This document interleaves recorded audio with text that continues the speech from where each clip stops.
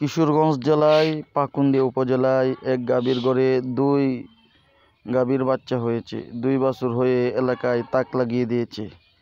একটি গাভীর ঘরে 2টি বাছুর, অথচ দুটো বাছুর সুস্থ আছে। আমি আপনাদেরকে দেখাচ্ছি যে এই যে পাশাপাশি যে দুটা বাছুর, এই দুটা বাছুর এই এক গাভীর ঘর থেকে হয়েছে, একই দিনে হয়েছে। তো এই যে আমি এখন গাভীটাকে দেখাবো, দেখেন গাভীটা, এই গাভী থেকে কিন্তু এই দুই গাভীর বাচ্চা হয়ে এলাকায় এক চাঞ্চল্যকর সৃষ্টি হয়েছে। তো আমরা দোয়া করি আল্লাহ তাআলা যেন উভয় যে দুটা গাভীর বাচ্চা, এই দুটা গাভীর বাচ্চাকে ভালো রাখে, সুস্থ রাখে। হ্যাঁ, অবশ্যই এই ঘটনাটা ঘটেছে কিশোরগঞ্জ জেলা পাকুন্দিয়া উপজেলার জাওগারচর গ্রামে।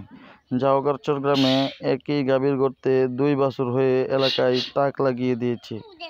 আমরা গিয়েছিলাম খবর শুনে দেখে আসার জন্য, তো দেখে আসলাম এবং আপনাদের কাছেও শেয়ার করলাম। যদি ভিডিওটা ভালো লাগে তাহলে অবশ্যই ভিডিওটা দেখে চ্যানেলটাকে সাবস্ক্রাইব করে দিবেন। ধন্যবাদ সবাইকে।